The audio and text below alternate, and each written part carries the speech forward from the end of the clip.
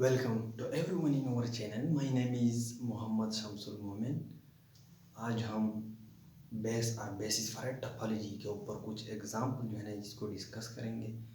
इससे पहले लेक्चर में हमने बेस और बेसिस फॉर टोपोलॉजी को डिफाइन किया था।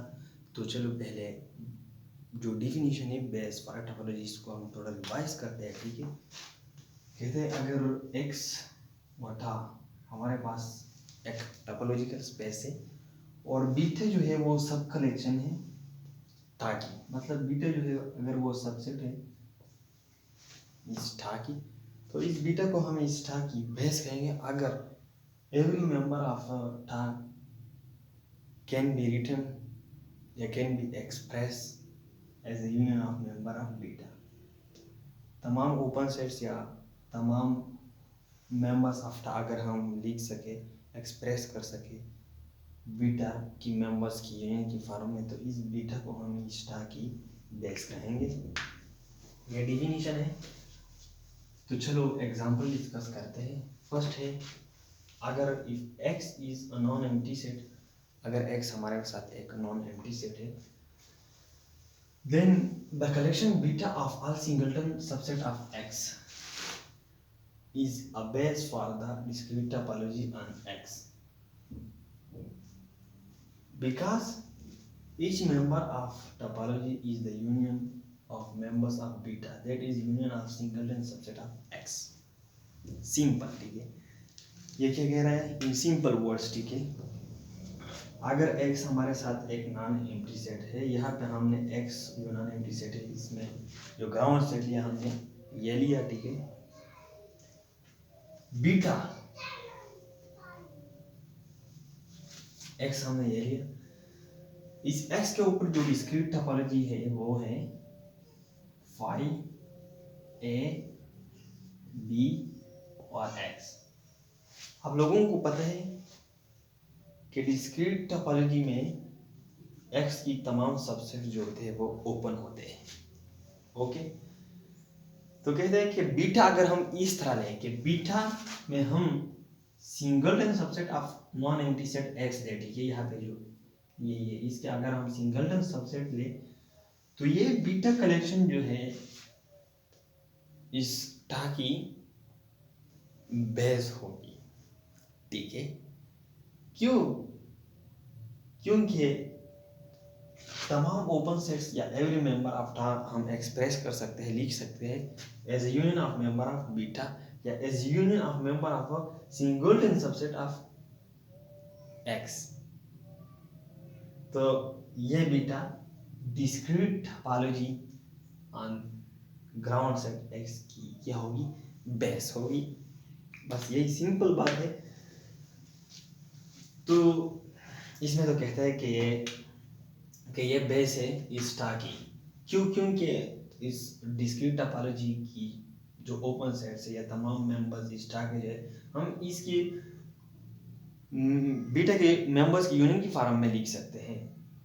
तो यहाँ पे अगर हम देख ले तो ये ओपन सेट है, ये तो हम लिख सकते हैं ए का इटसेल्फ के साथ यूनियन, यहाँ पे जो बीटा की मेंबर ए है। सिमिलरली जो बी है इसको हम लिख सकते हैं बी का इटसेल्फ के साथ यूनियन, और एक्स हम लिख सकते हैं ए यूनियन बी। तो ये तीनों सेट्स जो है इस डिस्क्रीट टोपोलॉजी ऑन एक्स के हम जो बीटा की मेंबर है इसकी यूनियन की फॉर्म में लिख सकते हैं। ये तो आसान है, ठीक है। यहाँ पे जो मसला क्रिएट होता है वो इस एम्प्टी सेट फाई कि ये जो एम्प्टी सेट है फाई है हम किस तरह एक्सप्रेस कर सकते हैं as a union of member of beta. तो इसको समझने के लिए यहाँ पे हमने दो रिमार्क्स को डिस्कस करने हैं। रिमार्क्स है या बेसिक रिजल्ट्स है, ठीक है। पहले हम इसको डिस्कस करते हैं फिर बाद में इस पे बात करेंगे, ठीक है। हमारे पास दो रिमार्क्स है, ठीक है। नंबर 1 जो है union of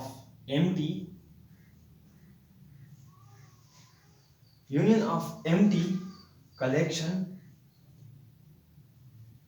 of subsets of x, union of empty collection of subsets of x, ठीक है, इज एम्प्टी। और नंबर सेकंड, ठीक है, number 2, intersection of empty collection of subsets of X is X itself। ये दो remarks है, ठीक है। कहते हैं अगर union of empty collection of subset of X is empty और intersection of empty collection of subset of X is X itself। यह किस तरह एम्प्टी कलेक्शन, अगर कलेक्शन एम्प्टी है तो मतलब इसमें कोई सेट्स नहीं है कलेक्शन में, तो इसकी जो यूनियन होगी वो भी एम्प्टी होगा। फॉर एग्जांपल अगर हम कलेक्शन एम्प्टी है, इससे अगर हम सेट लेंगे तो एम्प्टी मतलब 5 यूनियन 5 से आएगा 5, मतलब 5 यूनियन 5 से 5, तो इसकी यूनियन क्या होगी, वो एम्प्टी होगी। दूसरी बात है intersection of empty collection of subset of X is empty. अगर कलेक्शन में कोई सेट्स भी नहीं है फिर भी इसकी इंटरसेक्शन से हमारे पास X आता है, तो इसको हम जो है ना थोड़ा लॉजिकली आप लोगों को समझाने की कोशिश करेंगे, ठीक है। वो किस तरह, ठीक है, ठीक है, यहाँ पे मैं लिखता हूँ, ठीक है, एक सेट है, ठीक है, यहाँ पे एक सेट है A, मैं इसको थोड़ा मिटाता हूँ। एक सेट है A और वो है इंटरसेक्शन ऑफ 100 सेट्स, ठीक है, A1 intersection A2 intersection A100। दूसरा सेट है B, इन 100 सेट्स में से हम 50 सेट्स जो है लेते हैं। ये B जो सेट है ये इंटरसेक्शन है 50 सेट्स की, A1 intersection A2 intersection A50। तो कौन सा बड़ा होगा, A बड़ा होगा कि B बड़ा होगा, तो B ऑब्वियसली बड़ा होगा। इंटरसेक्शन में ये बात है, अगर इंटरसेक्शन में हम सेट्स की तादाद बढ़ाते जाएंगे तो जो इंटरसेक्शन वाला सेट होता है मतलब जो रिजल्ट वो क्या होगा, वो छोटा होता जाएगा। अगर हम सेट्स की तादाद बढ़ाते जाएंगे तो जो रिजल्ट जो इंटरसेक्शन का सेट होता है वो क्या होगा, वो छोटा होता जाएगा। कन्वर्सली अगर हम सेट्स की तादाद कम करते जाएंगे तो जो इंटरसेक्शन की सेट होती है वो क्या होगा, वो बढ़ता जाएगा। मतलब अगर हम इंक्रीज करेंगे तो इंटरसेक्शन का सेट डिक्रीज करेगा, अगर हम जो सेट्स की तादाद इसको डिक्रीज करेंगे तो जो इंटरसेक्शन की सेट होगी वो क्या, वो इंक्रीज होगा, ठीक है। तो सिमिलरली यहाँ पे, ठीक है, ये B जो है ना ये बड़ा होगा तो A सबसेट होगा B का। सिमिलरली अगर हम एक और सेट ले C और वो हम यहाँ से 25 C जो सेट है वो 25 सेट्स की इंटरसेक्शन है, ठीक है, A1 intersection A2 intersection A25, तो ये C जो होगा ये इन दोनों से बड़ा होगा, ठीक है। तो मतलब A सबसेट हो गया B का और B सबसेट हो गया C का। तो सिमिलरली इस कॉन्सेप्ट के थ्रू अगर हम सेट्स की तादाद कम करते जाएंगे आखिर में अगर हम एम्प्टी कलेक्शन की बात करेंगे, ठीक है, हम इस तरह अगर हम सेट्स की तादाद कम करते जाएंगे तो इंटरसेक्शन की जो सेट होगा वो बढ़ता जाएगा। आखिर में अगर हम empty collection intersection of empty collection की बात करेंगे तो जो इंटरसेक्शन की सेट होगा वो X के बराबर होगा, X को क्रॉस नहीं करेगा, ठीक है। सिमिलरली यूनियन में भी हम इस तरह जो है कह सकते हैं, ठीक है। बाद लोग इस तरह इसकी एग्जांपल देते हैं, अगर हम यूनियन में सेट्स की तादाद कम करते जाएंगे तो जो यूनियन की सेट होगा वो क्या होगा, वो कम होता जाएगा। अगर हम सेट्स की साथ इंक्रीज करते जाएंगे तो जो यूनियन की सेट होगा वो क्या होगा, वो इंक्रीज होता जाएगा। ठीक है, अगर हम empty collection union of empty collection की बात करेंगे तो इसकी जो यूनियन होगा वो एम्प्टी होगा। ठीक है, तो ये दो थोड़े एब्स्ट्रैक्ट रिमार्क है। ठीक है, ये इंटरसेक्शन इसका मैथमेटिकल प्रूफ देना थोड़ा मुश्किल होता है। ठीक है, तो आप लोगों ने इन दो रिमार्क्स को जहन में रखना है, इसको अपने साथ जो है याद करना है। ठीक है, ये बेसिक रिजल्ट है एग्जाम्पशन जो भी है, लेकिन ये दो रिजल्ट है, ये रिमार्क है। ठीक है, तो यहाँ पे जो रिमार्क्स थे इसी के तहत यहाँ पे हम जो है वो empty set, open set empty, इसको हम किस तरह एक्सप्रेस कर सकते हैं as a union of member of beta. ठीक है, हमने वहाँ पे लिया था x, हमने लिया था वो था सॉरी वो ए व बी, और इसके ऊपर जो भी स्क्रिप्ट टोपोलॉजी है वो है फाइव ए बी और x। ओके, हमने जो बीटा कलेक्शन है सिंगल सबसेट ऑफ x वो था ए बी। तो ये जो ए बी और एक्स तीन जो ओपन सेट्स है वो तो हम इजीली एक्सप्रेस कर सकते थे। तो इस फाई के लिए हमने ये इस तरह लिखना होगा कि द ओपन सेट, ठीक है, the open set phi can be written as an empty union of members as an empty collection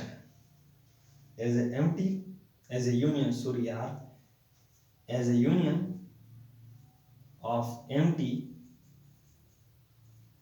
collection of members of beta. The open set phi can be written as a union of empty collection of members of beta. That is numerically इसको हम इस तरह लिख सकते हैं कि ये जो phi है इसको हम लिख सकते हैं यूनियन ऑफ B। ठीक है, B सेट्स B, और ये सच दैट जो सेट B है बिलोंग करेगा एम्प्टी सेट से, और एम्प्टी सेट जो है वो सबसेट है बीटा, क्योंकि एम्प्टी सेट जो है वो हर सेट की सबसेट होता है। ठीक है, तो इसको हम इस तरह लिख सकते हैं।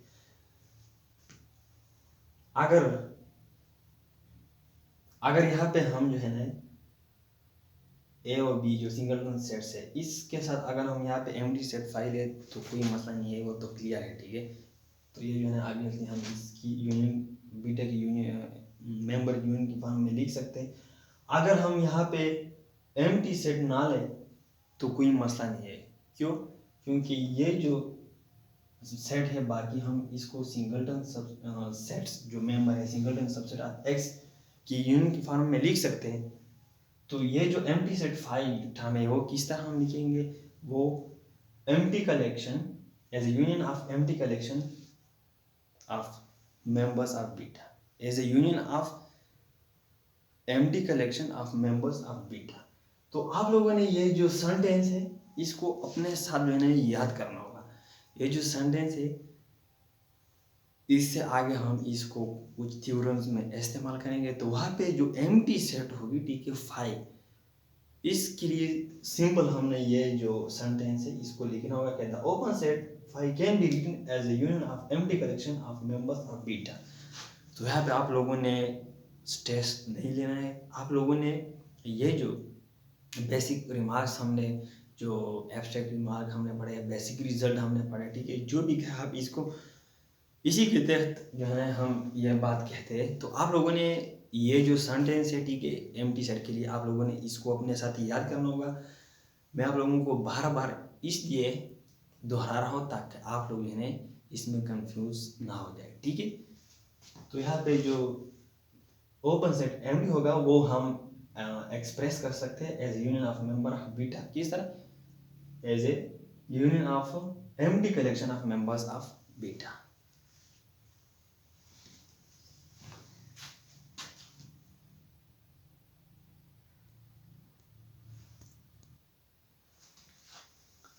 तो example Number second, let x vector be an indiscrete topological space, then beta is equal to is a base for ta. ठीक है, अगर x वटा हमारे पास इंडिस्क्रीट टोपोलॉजिकल स्पेस है तो बीटा जो कलेक्शन है वो बेस होगी इस टा की जो इंडिस्क्रीट टोपोलॉजी, ठीक है, क्योंकि हमें पता है कि इंडिस्क्रीट टोपोलॉजी में जो ओपन सेट्स होते हैं अन्य ओपन सेट्स वो x होता है और फाई एम्प्टी सेट होता है, ये दो जो है ओपन सेट होते हैं। तो x को हम लिख सकते हैं x union x as a member as a union of numbers of beta, और यहाँ पे जो फाई है एम्प्टी सेट, और फिर हम इस तरह कह सकते हैं कि the open set phi can be written as a union of empty collection of empty collection of members of beta. वही जो मैंने पहले आप लोगों को कहा था कि इस सेंटेंस को आप लोग याद करें, ठीक है। इस तरह भी हम फाई हम लिख सकते हैं as a member as a empty union of members of beta. Phi is equal to union of B such that B belong to empty set, और ये empty set जो है वो सबसेट है किस चीज की, बीटा की, ठीक है। इसके बाद ठीक है,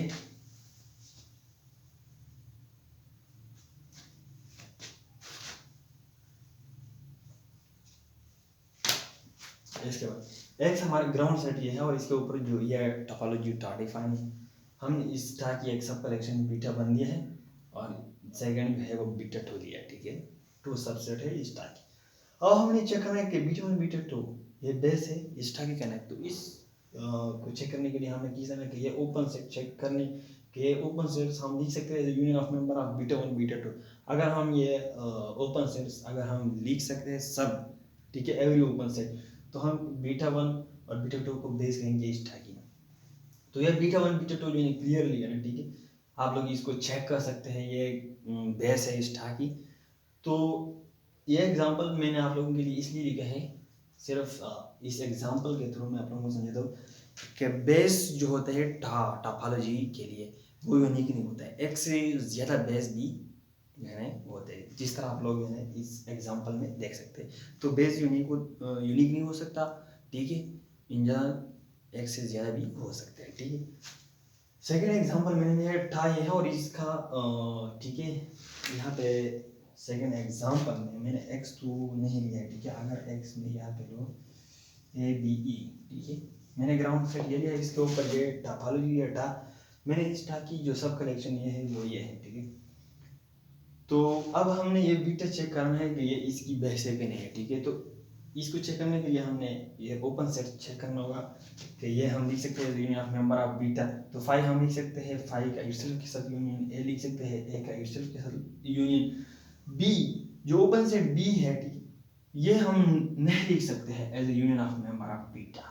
सिमिलरली ए बी जो है हम लिख सकते हैं इस ए बी का इटसेल्फ के साथ यूनियन, और ओपन सेट एक्स जो है हम नहीं लिख सकते हैं as a union of members of beta, ठीक है।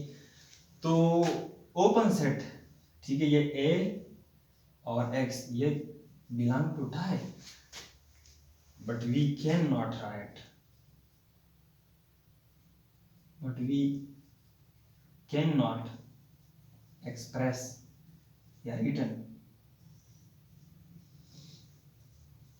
open set A and X as a union of members of beta।